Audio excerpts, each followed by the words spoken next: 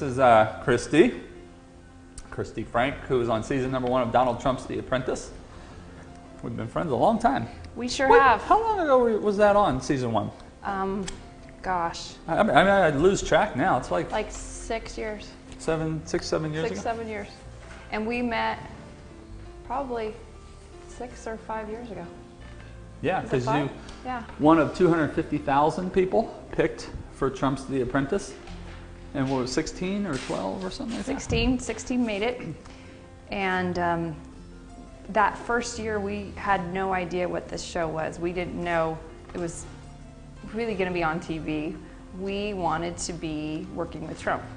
And he likes to say that, you know, that first season you really wanted to be on the show and you really wanted to mentor with me, and seasons after they wanted to be on a hit TV show.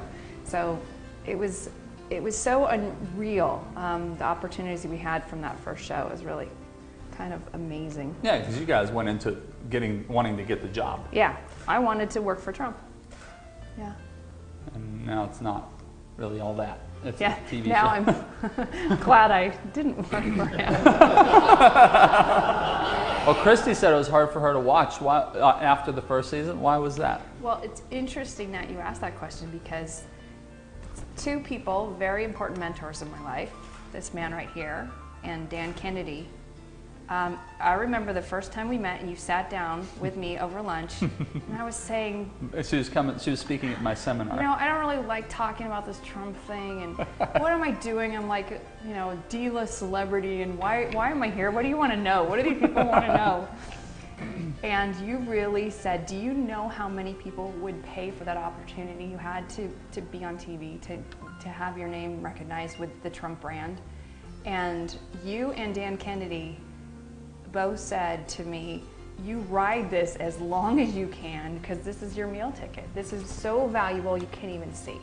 And you really shook me up, and that was, thank goodness, because yeah, I was having a little pity party. By the way, a great way to do an information product is to have somebody interview you on it, because you'll talk forever if they ask you questions.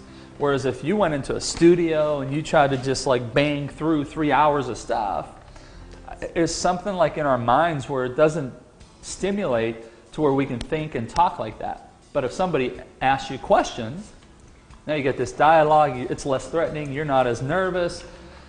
You get asked a question, you answer it, they chime in, say something, gives you another thought, you go off on this, then you got a story, they come back, I mean, and you'll talk forever on doing an interview. 6 or 7 years later, and did not win. And so I did not win, and the show's kind of on, you know, there's a version of the show. I lucked out to meet this amazing group of infomarketers and Dan Kennedy world, and you know, James has his own world as well. I now charge, last year, whenever someone calls me, my minimum fee is about $15,000. And what I normally do for that is a couple hours of filming, or I endorse a product. Sometimes if it's going to be, like Dan Kennedy held the Phenomenon, that was a $25,000 deal. That was to host a video. And if it's a big company, I just did a big real estate company and I charge them $20,000 for a day of work.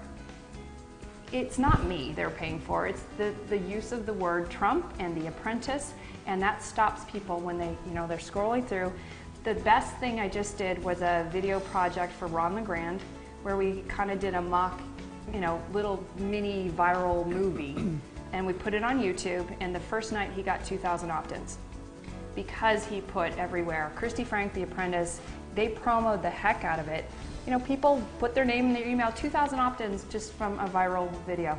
And that's, I think, what we're, you know, and it's smart marketing. So the smart thing, I mean, the thing I think is brilliant is how she keeps leveraging something that happened 6 or 7 years ago, where she can't get those fees if she talks about, you know, coming up through school and... But I do have an engineering degree. It's very important to me. And she's very smart, had real estate, owned a restaurant. It's not like she's not accomplished, but catch the society. We live in a society that's moved by celebrity. I realized something very important because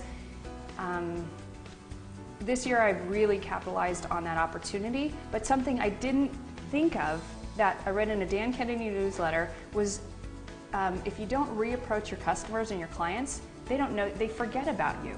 So I came to everybody and I called James. Yep. And I pitched this, hey, the Celebrity Apprentice is back on the air. Why don't we capitalize on Trump and let me promote you, and let's get your name in lights as well. Why not use what I have and put your name as the guru status? And what did I say?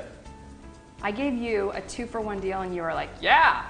I mean, literally, like, it took all of about 3 minutes. The point is I never thought of it. So the key lesson here, and this is when I talk on Thursday about this, and then I'm going to interview Christy on Friday, but I'm going to do this special session on Thursday. I'm going to talk about the power of attachment. And who are you attaching to? How are you attaching? Like, for example, a lot of people attach to me for my title of co-author of the top-selling book, Chicken Soup for the College Soul. So having somebody give an endorsement who is the co-author of a well-known brand, huge. All the pictures you do, the celebrities, the sports guys, people think, you know, wow, he knows Michael Jordan. He knows. So if I attach to, and this is very important, if I attach to him, I might be able to meet these people.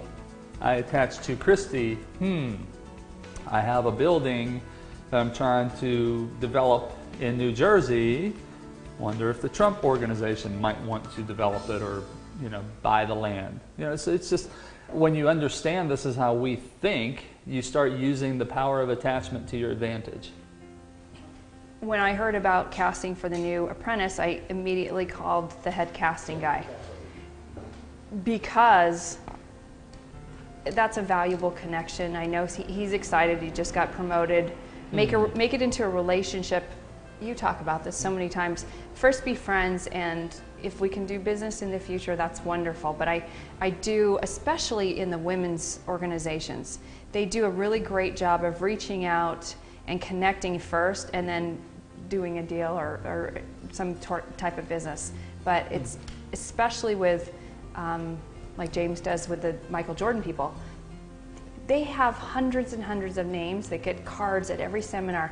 But if you make that personal connection, if you send a note and a picture or you do something out of the ordinary that, you know, nobody sends mail anymore, or something special that makes you stand out, but keep it going, it's huge. When you start getting a level of success, you get more and more requests to do things for you. So someone would want a JV, just send this out to your list. Come on, you know, just do. They get a lot of requests of their time, of whatever, favors. And the best way to get a strong JV relationship is to have a personal connection. And to what James says, to purchase one of their products, to buy yourself in, to show that you're a valued member and you're just not asking to get. You're really what it's a two-way relationship. So that's especially in internet marketing, where lists and exchange of things is pretty big. Don't ever feel bad about charging high fees for sharing information that's common for you but unknown to others. Okay, and I tell the story about how for years before I started teaching the college speaking stuff, people would walk up to me, like speakers, and they would say, hey man, how do I reach the college event coordinators? And I would ramble off 2 or 3 of the websites for the .com, right, for the associations.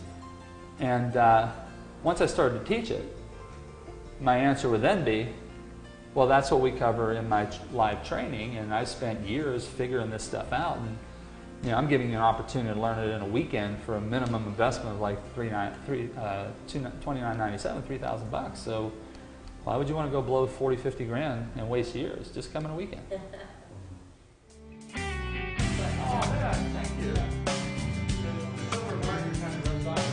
There's the junior high basketball stuff. Oh, yeah.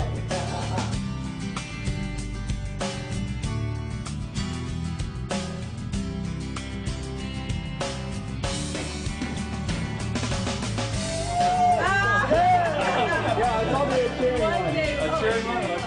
We gotta do that, you know. Here we go, ready? 1, 2, 3, let's go. Woo! Good.